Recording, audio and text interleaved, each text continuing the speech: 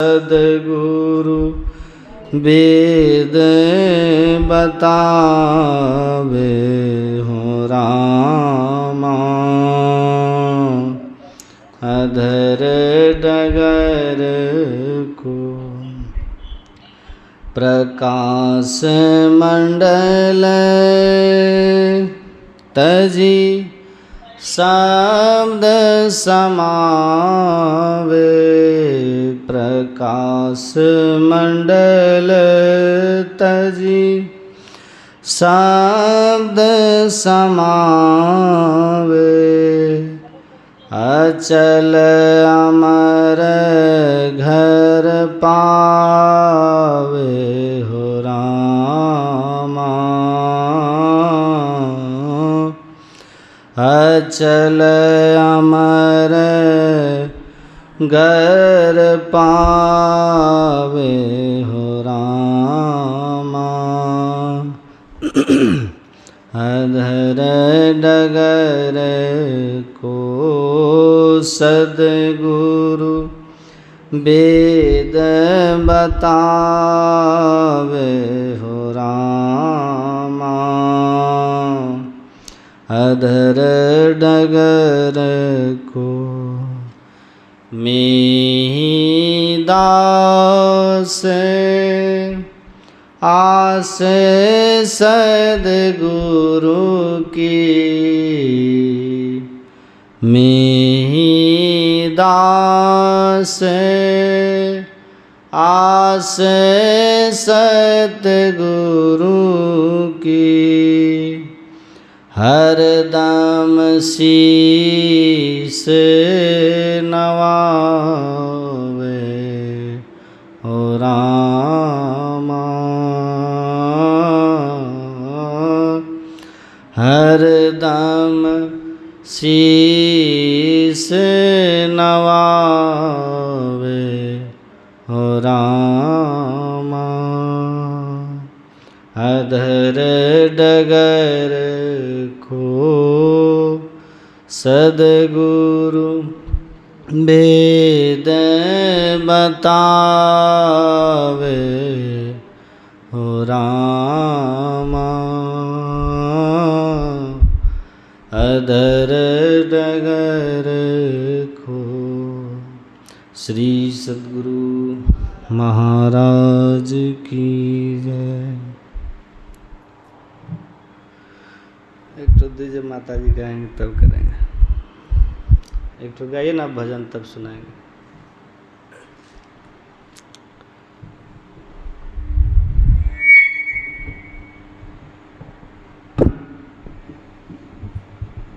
बोलिए प्रेम से श्री सद्गुरु महाराज की जय। श्री सद्गुरु महाराज की जय। श्री सद्गुरु। लेट नहीं हो जाएगा बाबा? आप सुनाइए ना बाबा। अच्छा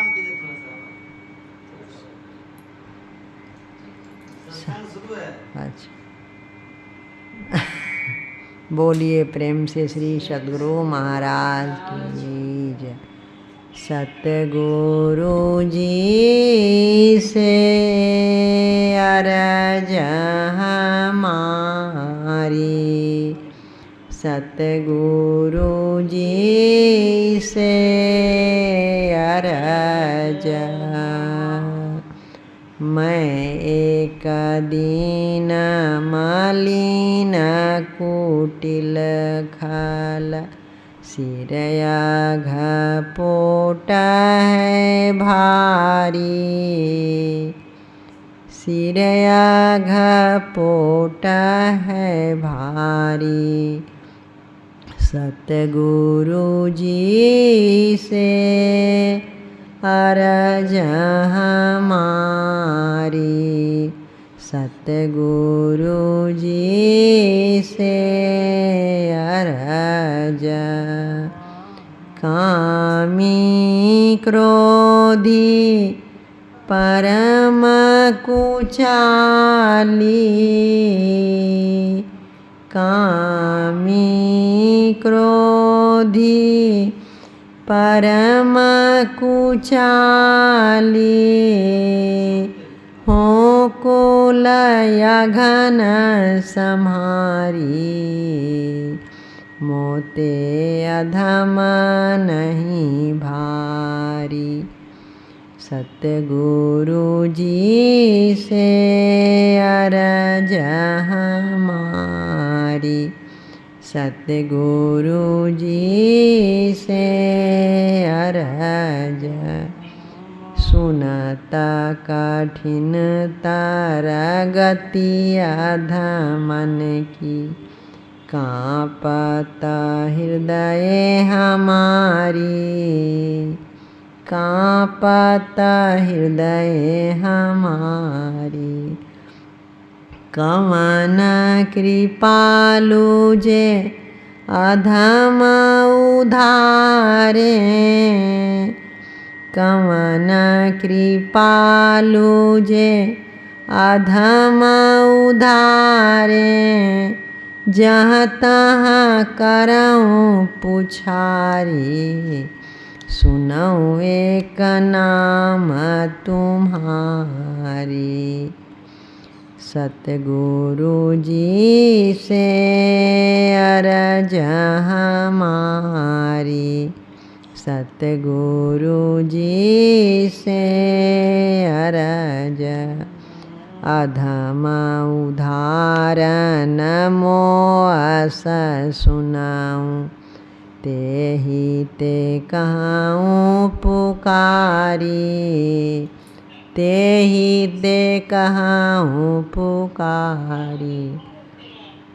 मोह सो अधम को जो सको तारी, मोह सो अधम को जो सको तारी। तो तुमरी बलिहारी, सुनो चित दे अघारी। बाबा देवी साहब के पद में बिनती हर बारी। मैं ही पतित को हो पतित उदाहरण, अब की लेऊँ उधारी। मैं जाऊँ हर घड़ी बलिहारी, सतगुरु जी से अरज हमारी, सतगुरु जी से अरज। बोलिए प्रेम से श्री सद्गुरु महाराज की जय। पूज्य बाबा से निवेदन करूँगी अपना प्रवचन सुनाएं, हम लोग सब इंतज़ार कर रहे हैं।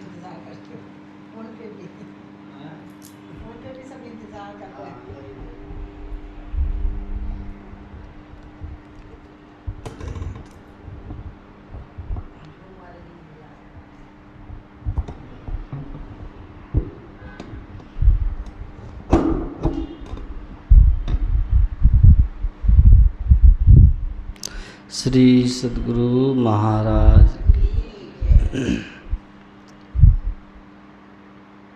ध्येयं सदा परिभवग्नमभीष्टदोहम्, तीर्थास्पदं शिवविरञ्चिनुतं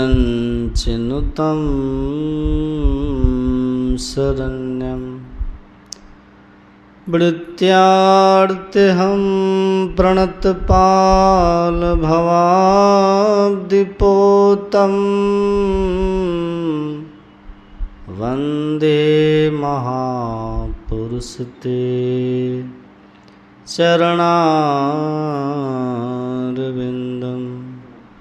धन्य धन्य सद्गुरु सुखद महिमा कही न जाए। जो कुछ कहूँ तुमरी कृपा, मोतें कछु न बसाए। श्री सद्गुरु महाराज की जय। परमाराध्य गुरुदेव के पावन श्री चरणों में बारंबार नमन। सत्संग में विराजमान पूज्य बीना माता जी, मेरी पूज्य माता जी तथा आप सभी माताओं बहनों को मेरा प्रणाम। और जूम ऐप के माध्यम से सत्संग सुन रहे सभी श्रोताओं को, सभी माताओं को भी मेरा प्रणाम।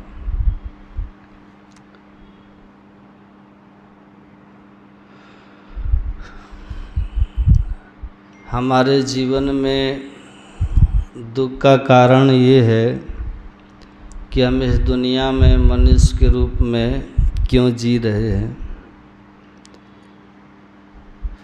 हम लोगों को जो मनुष्य का शरीर मिला है, किस लिए मिला है?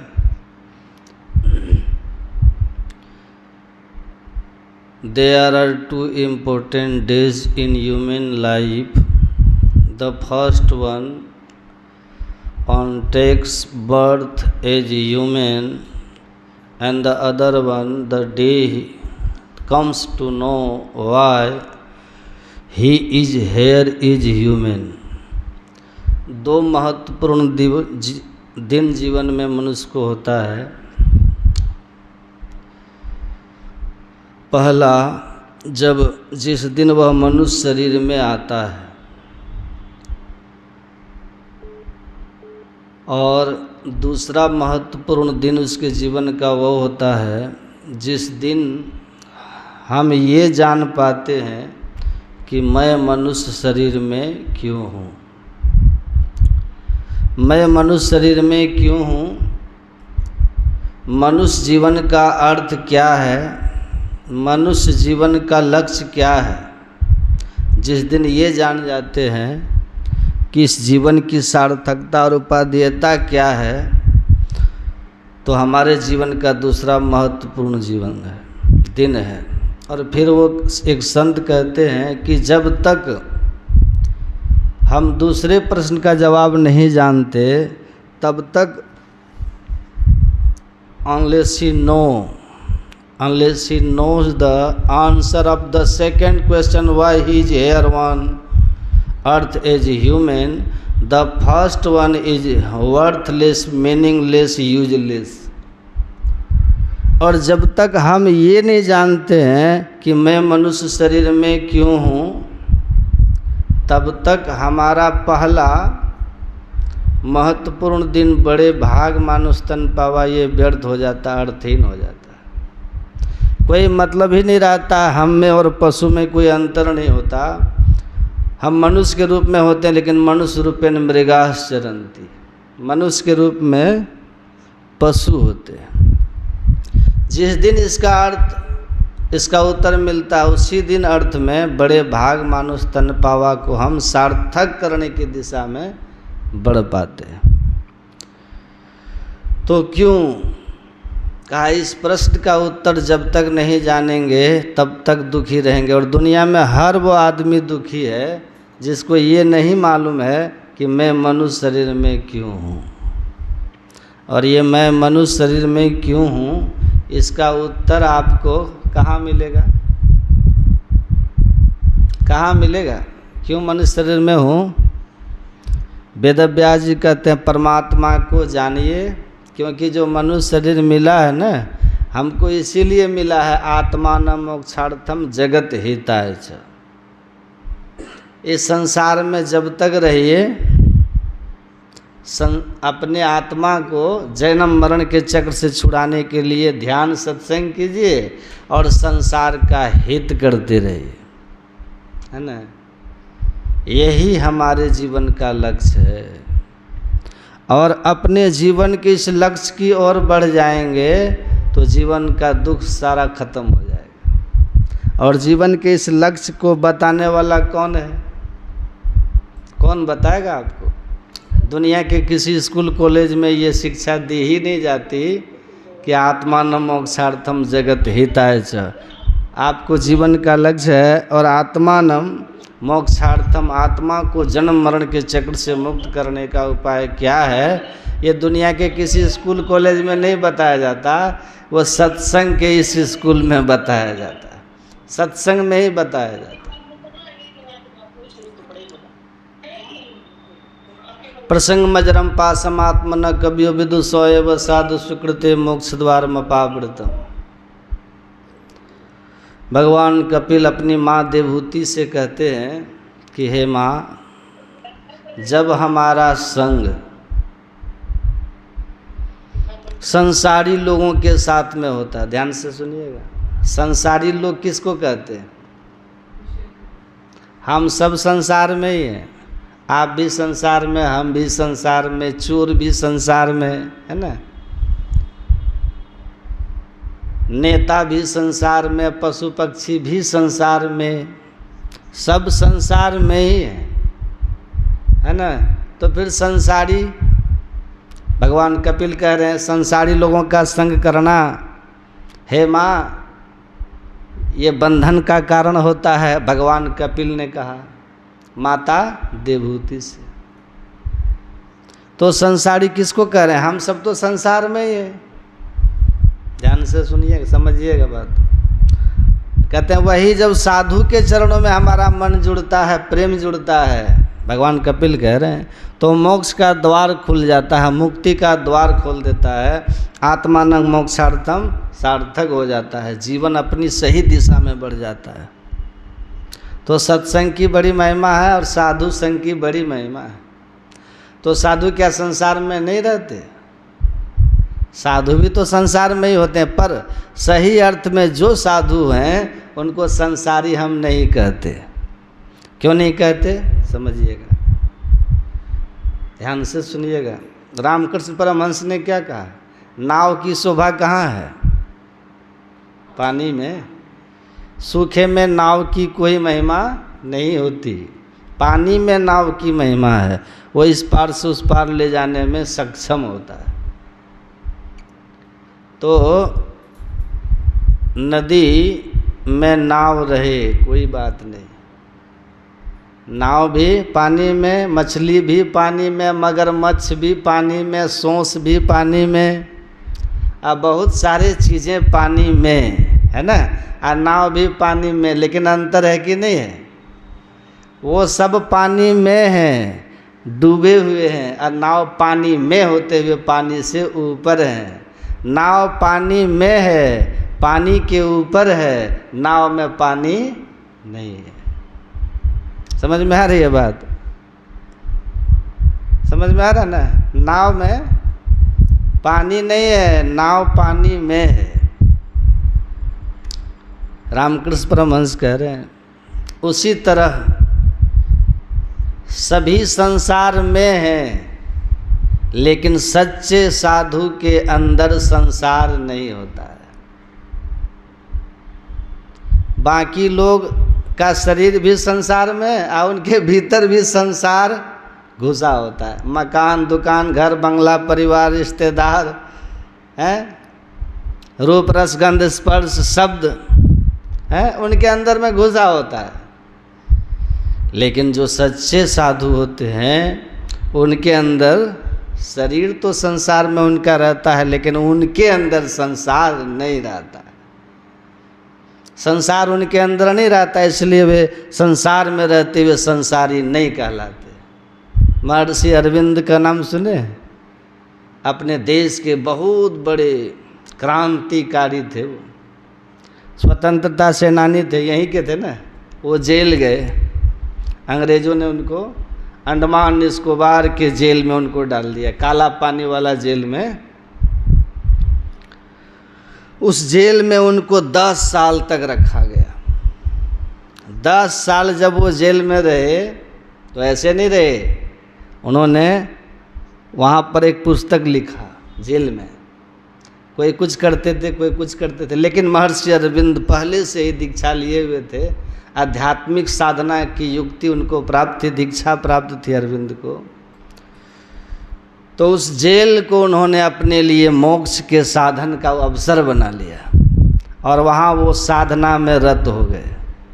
महर्षि अरविंद जेल में ही। जेल से जब निकले तो उन्होंने एक बात कहा, ध्यान से सुनिएगा, कि एक शत्रु हमारा अंग्रेज है जिसका हमारे देह पर शासन है ना।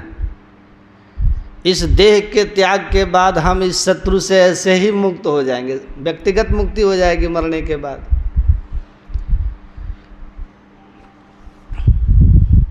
या फिर हम इस शत्रु को सामूहिक होकर संगठित होकर के भगा देंगे जेल, मतलब अंग्रेजों को। लेकिन एक और शत्रु है हमारा, कौन है वो? जिसके हम सब गुलाम हैं, जिसके हम अधीन हैं। कौन है? जिसके हम शासन में हैं, बंधन में हैं, वह है, हमारे गुरु महाराज जी कहते हैं, या दुनिया बंदी गृह जम के, यह संसार जमराज का बंदी गृह है। गुरु महाराज कहते हैं जिसका हम पर शासन है। यम की गुलामी हम कर रहे हैं, माया के बंधन में हम लोग हैं, मायाबद्ध जीव आवागमन के चक्र में पड़ा रहता है। इस प्रकार रहना जीव के सब दुखों का कारण। उन्होंने महर्षि अरविंद ने कहा अंग्रेज से भी लड़ो, लेकिन उस यमराज के शासन से भी मुक्त होने के लिए आध्यात्मिक साधना भी करो, उससे भी छूटो। दोनों दुश्मन से लड़ना होगा, दोनों से मुक्ति पानी होगी। नहीं तो ये अंग्रेज तो चले जाएंगे, पहले नहीं थे, फिर ये चले जाएंगे, लेकिन हम यम यातना से मुक्त नहीं हो पाएंगे। इसलिए इनसे भी लड़ो और उनसे भी लड़ो। कैसे लड़ोगे? तो भगवान कृष्ण क्या कहे हैं? तस्मात् सर्वेषु कालेषु माम मनुस्मर युद्ध च। हैं? हमारा भी स्मरण करो और युद्ध भी करो, ध्यान भी करो, और अपने धर्म के लिए युद्ध भी करो। भगवान कहते हैं ना गीता में। महर्षि अरविंद लिखते हैं कि संसारी किसको कहते हैं और साधु किसको कहते हैं, सन्यासी किसको कहते हैं? वह आदमी जो केवल सांसारिक सुविधाओं के लिए, सुख के लिए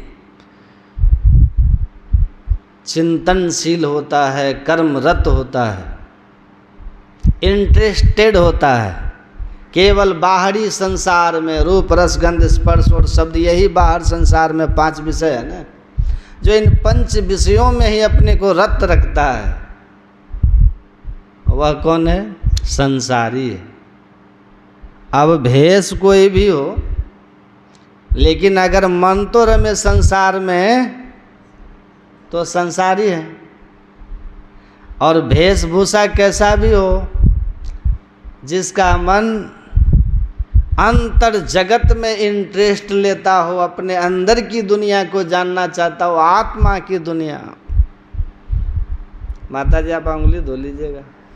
हाँ, अब बाहर की दुनिया में निराश है, उदास है, मतलब विषयों से जो रहे उदासा, संसारिक भोगों से उदास रह करके आंतरिक हरिरस अपने अंदर के दुनिया में जो रुचि लेता हो, उसी में रमता रहता हो, उसको सन्यासी कहते हैं। भगवान कपिल ने यही बात कही। माने उनसे पूछा, माने गुरु बन गए तुम? पुत्र को गुरु बना लिया। मार ये भाई, इसमें आयु की बात नहीं है ना कि उम्र में कितने छोटे पे कम बड़े, क्या गुरु गुरु होता है। गुरु किसे कहते हैं? भारी को। तो माने कब तू मेरा गुरु, तो बता क्या करना चाहिए? उन्होंने कहा माँ साधन तो बहुत हैं, पर एक साधन सबसे सरल है माँ। कौन सा बेटा? भगवत प्राप्ति के कितने उपाय हो सकते हैं? उन्होंने कहा माँ अनेक उपाय हैं, भक्ति मार्ग है, ज्ञान मार्ग है, कर्म मार्ग है, बड़े हैं। सांख्य कारिका के कपिल, सांख्यवादी कपिल, वो तो पता नहीं क्या न बता देते उनको, माँ को। लेकिन वहाँ कुछ सीधी एक बात कही उन्होंने माँ को कि तितिक्षव कारुणिका सुहृदय सर्वदेही नाम जो तितिक्षु हैं, करुणा संपन्न हैं, सुहृदय हैं, सरल मना हैं, जो निश्चल हैं, जिनमें काम टिक नहीं पाता, ऐसे महापुरुषों की संगति ही कल्याणकारी है। माँ साधु का संग करो। जिनमें काम टिक नहीं पाता, जगत ठहर नहीं पाता, रहता तो है उनमें जगत, पर ऊपर ही ऊपर रहता है। जैसे कमल के पत्र पर, कमल पत्र पर जल ऊपर रहता है, जरा सी हवा से ढरक भी जाता है, पर पत्ता इतना तटस्थ है, पत्र इतना जागृत है, पत्ते पर वो लुढ़कता रहता है। संसार रहता तो है हम आत्माओं में, पर लुढ़कता रहता, अंदर नहीं जा सकता। कीचड़ में जैसे कमल खिलता रहता है, जगत के आवेश उनमें रहते तो हैं, उनमें उत्तेजनाएं रहती तो हैं, ऐसा नहीं उनमें टेम्पटेशन नहीं आती, आती है। ऐसे कैसे हो सकता है नहीं आएगी, आती है, पर कितनी देर तक, कब तक, उसकी अवधि क्या है। तो महापुरुषों के लिए कहा कि इसे जैसे पानी पे रेखाएं खींचो, आप जल में कोई रेखा खींचें तो खींचते खींचते दिखती है, साथ साथ मिटती जाती है। नहीं, जैसे पानी में आप कोई रेखा खींचें तो खींचते खींचते वो दिखती है पर मिटती जाती है, मिटती जाती है। ऐसे साधु पता कौन, और संसारी कौन। संसारी वो जिसमें, जो संसार में रहता है उसके भीतर भी संसार रहता है। संसारी कौन, जिसके भीतर में भी संसार है, वो संसार में रहता है। तो जो संसार में रहता है उसके भीतर भी संसार है। साधु कौन, जो संसार में तो रहता है उसके भीतर भी संसार नहीं रहता, उसके भीतर में जगत का अभाव रहता है। तो जगत का अभाव कब आएगा, ज्ञान के कारण। ज्ञान होगा तब ना।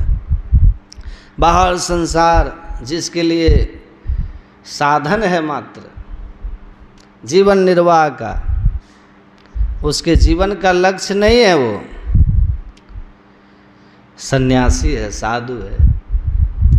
ऐसे रामकृष्ण परमहंस कहते थे ना, नारियल देखे ना, नारियल, नारियल जब पानी रहता है तो नारियल का जो फल होता है, गड़ी, वह पकड़े हुए रहता है आउटर सेल को कस के, लेकिन जब अंदर का पानी सूख जाता है तो भीतर की गड़ी जो है, ऊपर वाला जो नारियल का सेल होता है उससे छूट करके अंदर में रहता है।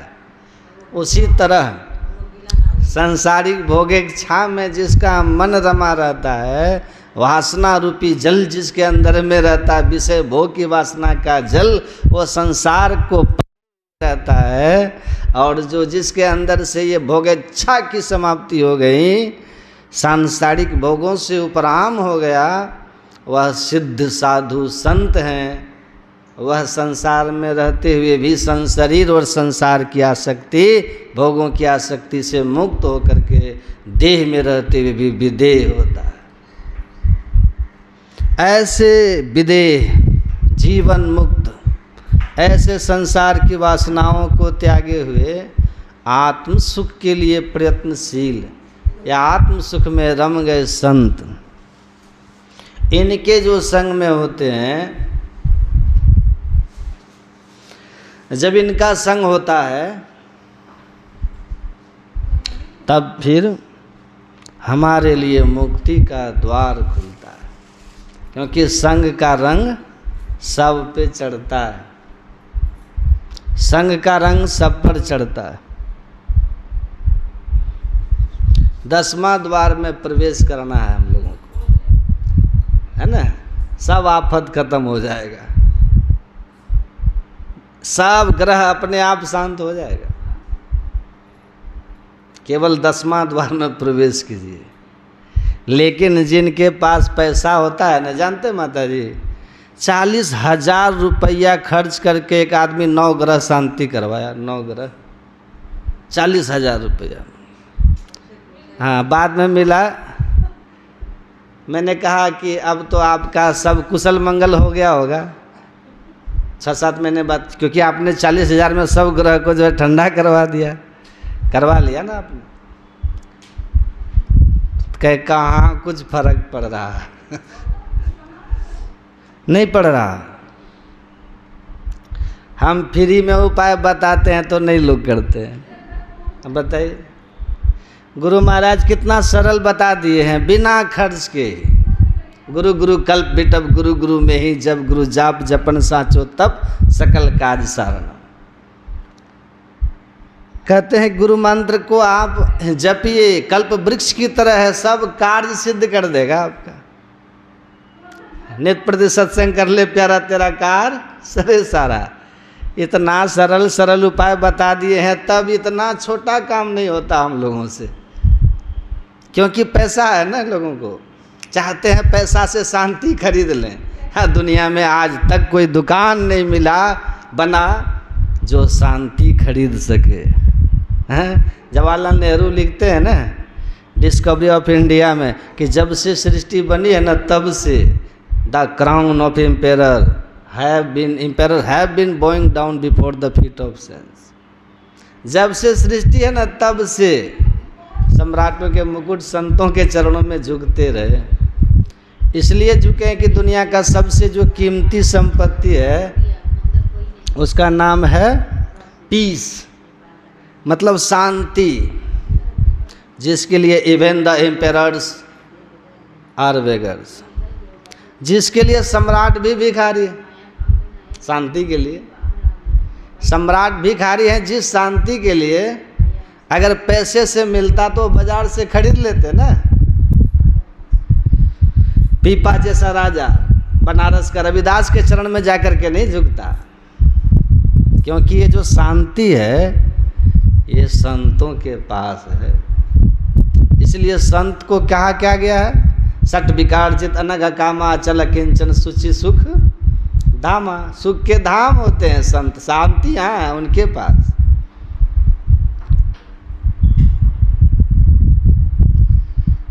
तो भगवान श्री राम संसार रिपु मन रूपी शत्रु रावण जो कहिए इसको आप, इससे जीतने का उपाय बताते हैं भगवान। कहते हैं भाई क्या योग्यता होनी चाहिए मन को जीतने के लिए, तो पहली बात वो कहते हैं, ध्यान से सुनिएगा, मन को जीतने का सौरज धीरज तेरथ चाका सत्यशील दृढ़ ध्वजा पताका बल विवेक दम पर हित घोड़े क्षमा कृपा समता रज जोड़े। कहा देखिए, आप साधना में बैठते हैं ना, मन रूपी रावण से लड़ने के लिए मन से लड़ते हैं ना साधनाओं में। माता जी, संसार में कोई आप काम करते हैं, जब भी कोई महान काम होता है ना, बड़ा काम, उसमें बड़ी धीरज की ज़रूरत पड़ती है, नहीं धीरता। और धीरज के साथ साथ एक और होती है, क्या, अपना पराक्रम भी दिखाना पड़ता है।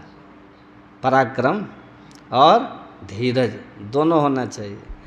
रथ जो होता है ना गाड़ी, उसमें पहिया होता है, और रथ आगे बढ़ता किससे, रथ पहिया से ना।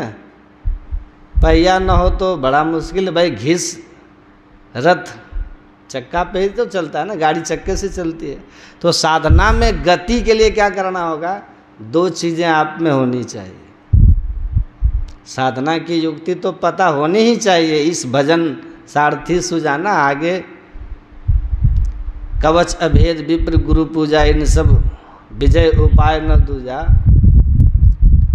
आपको साधना में सफलता पाने के लिए मन रूपी, मन से लड़ना चाहते हैं, विजय होना चाहते हैं, तो याद रख लीजिएगा, सबसे पहले आपको पराक्रमी बनना पड़ेगा। सूर संग्राम देख भागे नहीं, या देख भागे सो सूर नहीं, पराक्रमी बनना पड़ेगा। कई लोग मिलते हैं, कहते बाबा, कहते हैं ध्यान में मन नहीं लगता है, इसलिए बैठते हैं तुरंत उड़ जाते हैं, उकता जाते हैं। होता है ना, हार गए ना आप। हमारे गुरु महाराज कहते हैं जो प्रतिहार में हार जाते हैं उनको कभी धारणा नहीं होगी, आज जिनको धारणा नहीं होगी उनको न ध्यान होगा, समाधि तो बहुत दूर की बात है, ध्यान ही नहीं होगा। तो पराक्रमी बनना पड़ेगा।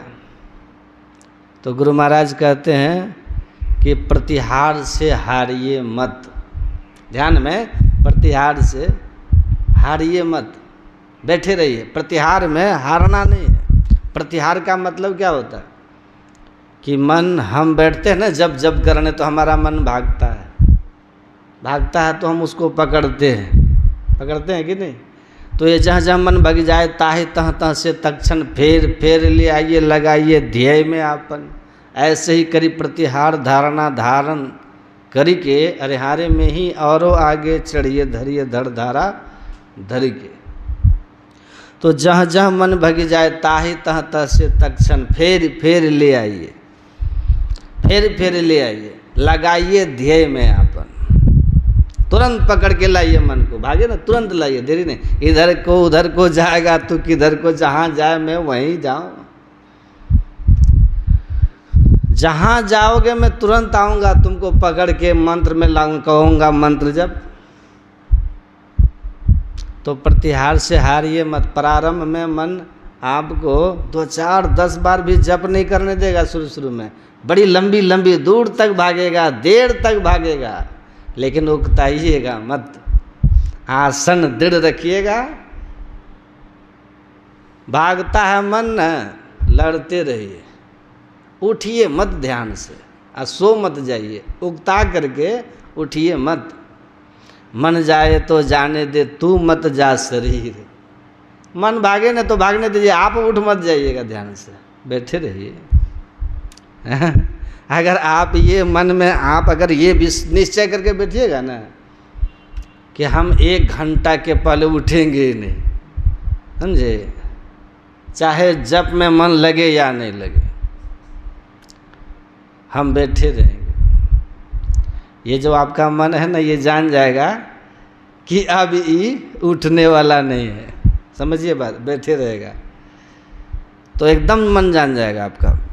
जब मन जान जाएगा कि उठने वाला नहीं है 1 घंटा पहले, तब फिर कहेगा कि फालतू इधर उधर करके क्या फायदा, कुछ इसके अनुसार जप कर लो।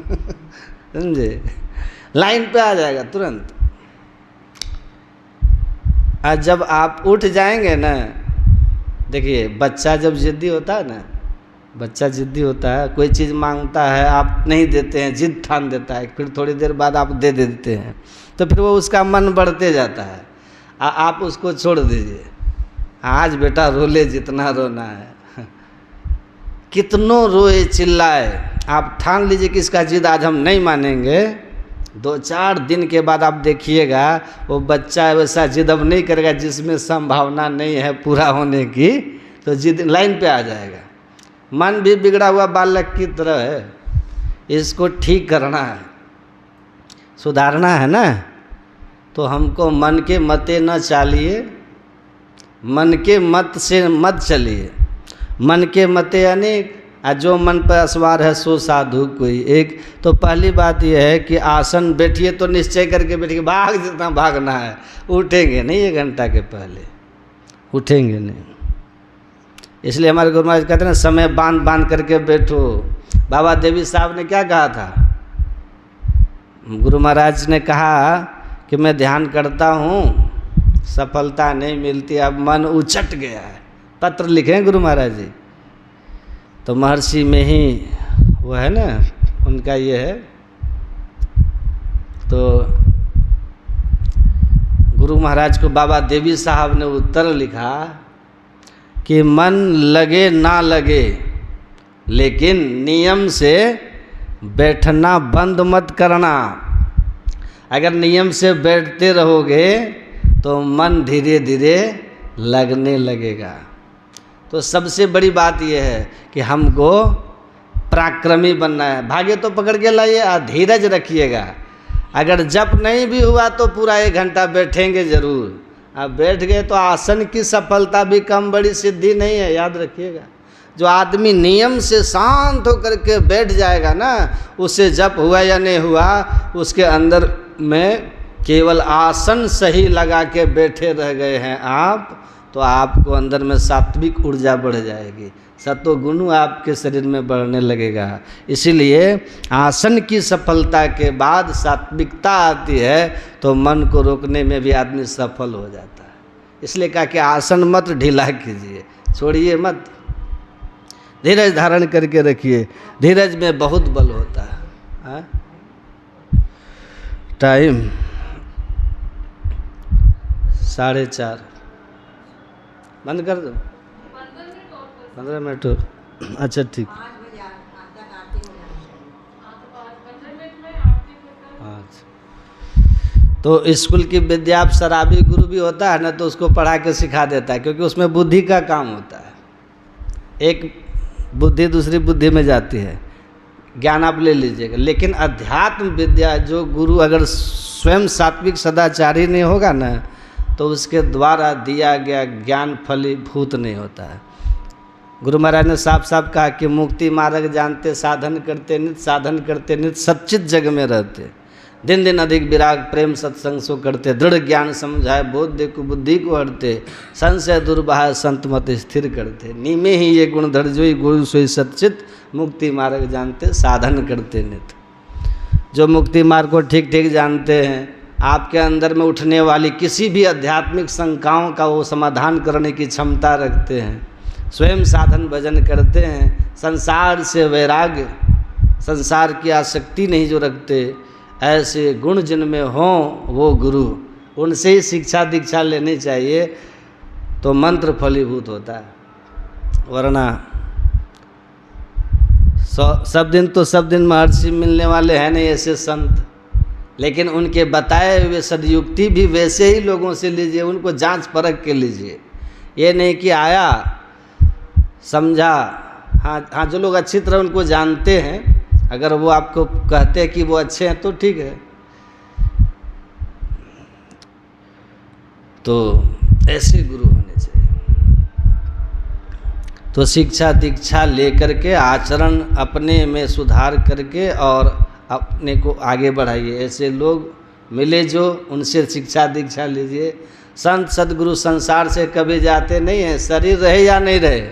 भगवान श्री राम को कहा जैसे जल और उसका तरंग लहर होता है ना, दोनों स्थिति में जल जल ही रहता है, वैसे ही तरंगित अवस्था शरीर में रहे या शरीर को त्याग कर दे, संत सदगुरु के सामर्थ्य में कोई कमी नहीं होती। जो उनके बताए राह पे चलते हैं, उनका ध्यान स्मरण करते हैं, उनको पुकारते हैं, तो हमेशा उनकी मदद करने के लिए सभी शरीरधारी जैसे आपकी मदद करता है ना, वो वैसे ही करते हैं। क्योंकि संत का कभी मरते नहीं, संत भगवंत अंतर निरंतर नहीं किमपि कह विमल मति दास तुलसी। तो इस देह मतलब दृढ़ता श्रद्धा के साथ गुरु के चरणों में अपनी वृत्ति को जोड़ के रखिए और हमेशा इनके बताए विधि से साधन करते रहिए। एक गुरुजी थे और एक राजा का हाथी था, समझे। तो हाथी जो था ना, हाथी खुल गया, खुल के जा कर के तरबूज, तो जानते ना तरबूज जो इतना बड़ा बड़ा होता है, तो वो तरबूज के खेत में हाथी घुस गया। तो तरबूज जो था, एक तरबूज मुंह में लेकर के निगल रहा था हाथी, लेकिन वो गले में जाके फंस गया तरबूज, हाथी के गले में। हाथी घूम के तो आ गया, खेत का मालिक उसको भगाया जिसके खेत में था, लेकिन तरबूज देखा निगल रहा है। जब हाथी चला गया, शाम में कुछ खा पी नहीं रहा था, खड़ा है, गला में फंसा हुआ है, बड़ा दुखी। राजा को लगा कि हाथी खा पी नहीं रहा है। एक दिन गुजर गया, दूसरे दिन गुजर गया, चारों तरफ चर्चाएं होने लगी, राजा साहब का हाथी बीमार है बीमार है। राजा सोचे कि भाई क्या हो गया इसको। कहा कि अचानक गला फूल गया है हाथी का, गलगांठ हो गया है। कहा गले में गांठ हो गया, तो हाँ 2-4 वैद्य को बुलाया, इंजेक्शन वगैरह लगाया। वो कौन सा हाथी वहाँ गांठ था जो सूख जाता, वो तो शरीर से अलग था, तो उस पर कुछ सुई का असर पड़ता, कुछ नहीं। तो कुछ फर्क नहीं पड़े, बड़ा चिंता। कहा कि राजा साहब घोषणा कर दिए कि हाथी को जो बचा लेगा उसको 50,000 रुपया दिया जाएगा। भाई 20 लाख का हाथी है, जिसके खेत में था ना उसको लगा कि ये हाथी तो कल मेरे खेत में था तरबूज निकल रहा था मुंह में लेके, गलगांठ हो गया, उसी दिन से हल्ला हो रहा है, जरा हम चल के देखें। तो गया, हाथी का मुंह हाथ लगा के देख लिया, कहा कि अरे यहाँ तो तरबूज लटका अटका हुआ है। लोग तो बस बाहर से छूछा करते थे। डॉक्टर कहा कि हम इसको ठीक कर देंगे, शर्तिया इलाज है। कहा कि ठीक कर दो।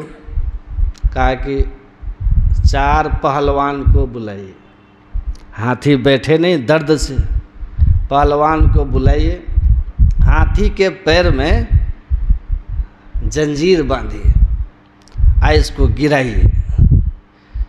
और पैर में जंजीर बांध के हाथी को गिराया लोग, पहलवान सब। उसके बाद खेत का मालिक जो था 2 पत्थर लेकर के आया, मंगाया, एक पत्थर नीचे रखा, एक पत्थर ऊपर से मारा, तो तरबूज जो था फूट गया। जैसे तरबूज फूटा ना तो गले में घुस गया, अंदर चला गया, जगह बन गया, चला गया अंदर। हाथी एकदम से सटपटा के उठा, मुड़ी उड़ी झाल करके खाना शुरू कर दिया। कहा कि ठीक कर दिया, इसको तो पैसा मिला 50,000, चल दिया, खुश, इलाज तो हो गया। जानते हैं, गदगद हो गया। एक आदमी खड़ा होकर के उसको सब देख रहा था, उसको लगा कि इतना आसान इलाज है, शर्तिया इलाज करके ठीक कर दिया, 50,000 कमा लिया। कहा अरे हम भी कमा सकते हैं। तब तो एक साइकिल लिया, एक झोला लिया, और उसी में 2 इतना बड़ा बड़ा पत्थर लिया, और दूसरे गांव में जा करके चिल्ला करके बोलता कि घेघा का इलाज करा लो। घेघा का इलाज करा, नहीं होता गला जो फूल जाता है, शर्तिया इलाज करा लो, 1000 रुपया में घेघा ठीक करने का शर्तिया इलाज। अब वो चिल्लाते जा रहा है गांव में, कहा 1000 रुपया में शर्तिया इलाज है घेघा का, ठीक करेंगे तो पैसा लेंगे, या नहीं तो। एक घर में द्वार पर बैठा था एक नवयुवक, आए, सुनो इधर आओ। आया, क्या करते हो? बोला हम घेघा का इलाज करते हैं, शर्तिया इलाज करते हैं, ठीक करेंगे 1000 रुपया लेंगे। कहा कि हमारी माँ को घेघा ठीक कर दीजिएगा। कहा एकदम ठीक कर देंगे। कहाँ है? कहा अंदर में है। कहा चलिए, लेके गया। 2-3 भाई था लोग। कहा ये माँ देखो ये आया है, बोल रहा है कि इस घेघा का शर्तिया इलाज करेंगे, 1000 रुपया लेंगे ठीक करने के बाद। कहा करा दो। कहा क्या करना होगा? कहा कि एक रस्सी लेकर के आइए, जो देखा था वहाँ, वो माता जी के टांग में बांधिए, पैर में बांध दिए, उसको गिराइए, उसको भी गिरा, पैर में रस्सी बंधवा के वो माता जी को गिरा दिया। गिराने के बाद झोला से निकाला 2 पत्थर, समझे, एक इधर घेघा में लगाया और दूसरा इधर मारा, खटाक, माता जी का प्राण पखेड़ू हवा में बेचारी मर गई। अब इस डॉक्टर का जो करना था उसका बेटा लोग किया, लेकिन माता जी तो चली गई हैं, माता जी तो चली गई। इसीलिए डॉक्टर समझदार हो उससे इलाज कराइए, है कि नहीं। और शरीर का बात है ना भाई, है, और आत्मा के अनंत जीवन का निर्माण होना है, सदगति हो, दुर्गति होनी है, तो गुरु ऐसे वैसे कर लीजिएगा, कुछ भी खाओ पियो और आँख बंद कर लो और चाहे माला घुमा लो, चाहे कुछ भी मंत्र 5 बार जप कर लो, इससे आपका कल्याण नहीं होगा। जो सच्चे गुरु होते हैं वो कहते हैं कि पहले खान पान ठीक करो। कोई भी डॉक्टर के पास जाएगा, खाने का परहेज बताएगा, डायबिटीज है दवाई देगा, कहेगा रसगुल्ला खाओ, कहेगा, बताएगा ना मीठा मत खाइएगा। परहेज के बिना कोई रोग का इलाज है ही नहीं। तो परहेज, इलाज, दवाई जितना असर करता है उससे ज़्यादा परहेज की महिमा होती है। उसी तरह आध्यात्मिक जगत में शरीर को शुद्ध बनाएंगे तभी इसमें धर्म का वृक्ष फलीभूत हो सकता है। उसके लिए खान पान की पहली ज़रूरत है, और खान पान की पवित्रता को बिना किए हुए आप कोई भी धर्म का काम कीजिएगा उसमें सफलता ही नहीं मिलेगी। ऊसर भूमि में बीज फेंकते रहिए, वृक्ष होने वाला नहीं है। उपजाऊ भूमि होना चाहिए। उसी तरह इस शरीर को शुद्ध कीजिए और तब दीक्षा शिक्षा लेके और नियम में रह करके जब ध्यान कीजिएगा, निश्चित रूप से आपको अध्यात्म की अनुभूति होगी, आपको कृपा होगी गुरु की, आप अनुभव करेंगे, साधना में प्रगति हो जाएगी और संसार में भी आपकी व्यवस्था ठीक ठीक होने लगेगी। आप परमार्थिक उन्नति भी आप करेंगे। जो सत्संग ध्यान करते हैं अंतर अनुभूति तो होती ही है। कहते हैं लह चार फल अछत तनु साधु समाज प्रयाग। उसको इस संसार में रहते हुए अर्थ धर्म और शुभ सुख के साधनों का साथ साथ गुरु की कृपा से अंत में मोक्ष भी मिल जाता है। लेकिन जो नियम से सत्संग ध्यान और सदाचार पवित्रता सुचाचार का पालन करते रहेंगे। इसीलिए गुरु महाराज अंत में कहते जागृत जिंदा सदगुरु जग में सब जिनको कर जोड़ा रे। संत सदगुरु जागृत जिंदा ही रहते हैं, मरते नहीं हैं। मरते हम और आप हैं जो जम के पास में बंद के जाते हैं। जो अपने आप को जीवन काल में माया के आवरणों से मुक्त करके ईश्वर में मिला लिया, वो स्वयं में ईश्वर है, वो क्यों मरेगा। कबीर साहब कहते हैं मैं क्यों मरी हूँ, हरि मरे हैं तब मैं मरी हूँ, हरि न मरे तो हम काहे मरी हूँ। कबीर साहब कहते हम क्यों मरेंगे, परमात्मा अगर मर जाते हो तो मैं मरूंगा, परमात्मा कभी नहीं मरते इसलिए कबीर भी नहीं मर सकता। क्योंकि कबीर ने अपने आप को परमात्मा से एक में कर लिया। ज्यों जल पेश से जल पेश ननिक से ज्यों ढूरी मिला जुला। तो एक में ईश्वर से हो गया, माया के आवरण को गिरा करके। गुरु महाराज कहते हम प्रभु प्रभु हम एक ही होई, द्वंद्व रुद्वेद रहे नहीं कोई, मैं ही ऐसी आरती कीजिए भव में जन्म बहुरी नहीं लीजिए। ऐसे संत जिंदा जागृत संसार में होते हैं। इनके चरणों में अपने आप को रखिए, उनके उपदेश में रखिए, कल्याण होगा। अब कल आप लोग सुनिएगा, देखिए बिना माता जी की कृपा से आप लोगों को यह सत्संग सुनने का अवसर मिल रहा है। कितना सुख गुरु महाराज की कृपा से तो है ही है।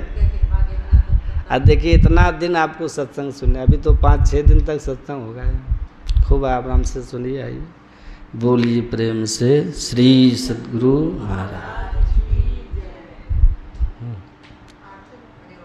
आरती